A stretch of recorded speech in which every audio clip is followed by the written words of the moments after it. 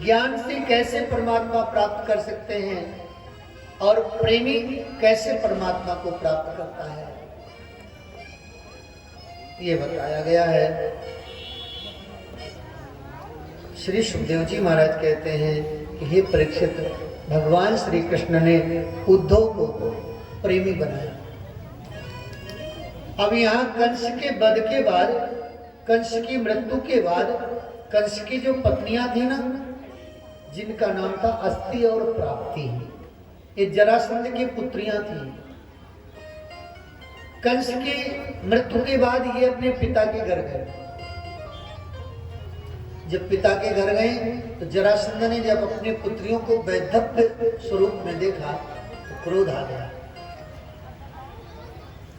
और जरासंध ने पूछा कि ये कार्य किया किसने है। पुत्रियों ने कहा कि वो यशोदा का लाला कृष्ण, उसने हमारे पति का वध कर दिया पिताजी।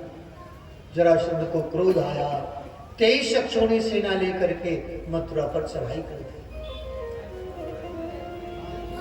कृष्ण बलराम को जैसे जानकारी हुई वैसे ये भी मथुरा से बाहर निकले, नगर से बाहर, और देवताओं ने सुंदर 2 रथ भेजे।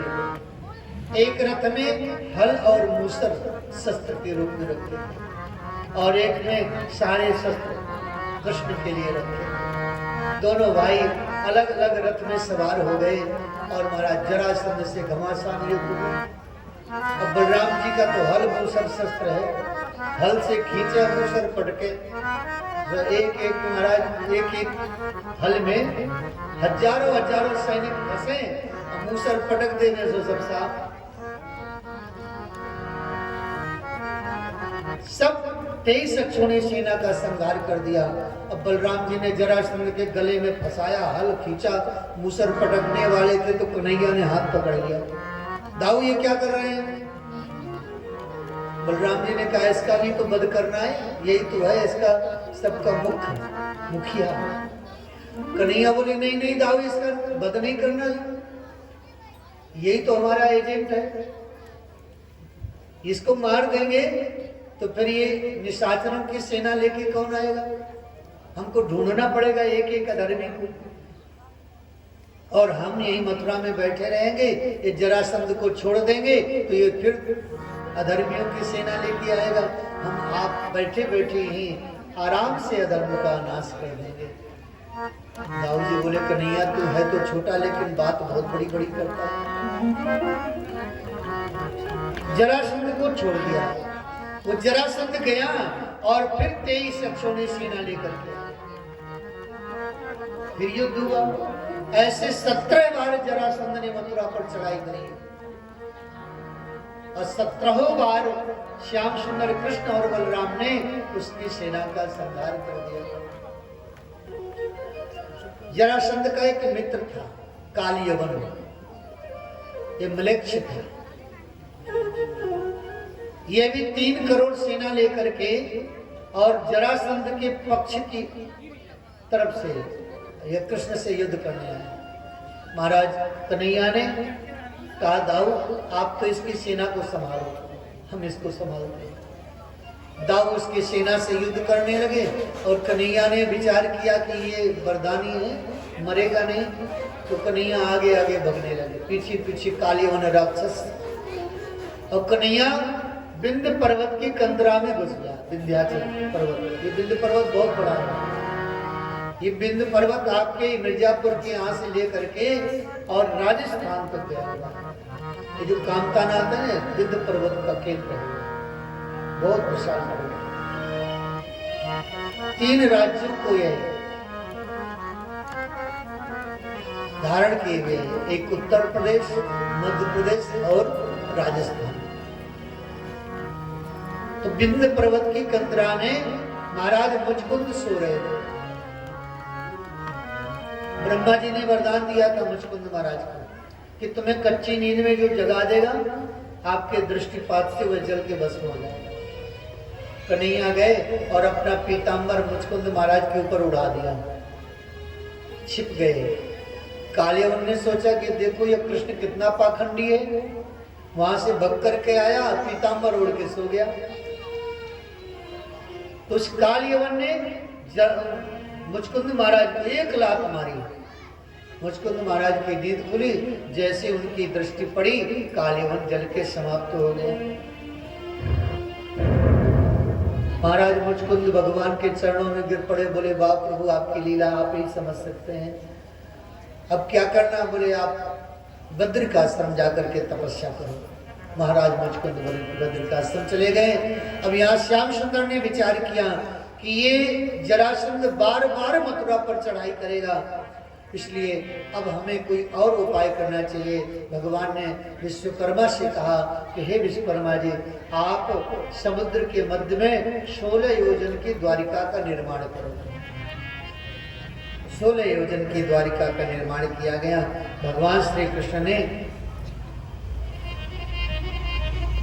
अपनी योग माया के प्रभाव से रात्रि में ही समस्त यदुवंशियों को द्वारिका पहुंचा दिया। मथुरा खाली हो गई। जरासंध ने फिर चढ़ाई करी और इस बार जरासंध ने ब्राह्मणों को बुला करके और ब्राह्मणों से कहा कि तुम अनुष्ठान करो कि मेरी विजय हो। अगर ये अनुष्ठान सफल नहीं हुआ, मेरी विजय नहीं हुई, तो ब्राह्मणों समझ लो तुम्हारे गर्दन काटना, और अगर मेरी विजय हो गई तो तुम्हें मनमानी दक्षिणा दूंगा। अब ब्राह्मण सोचने लगे कि मरना तो है ही, क्योंकि इसको जीतना नहीं है।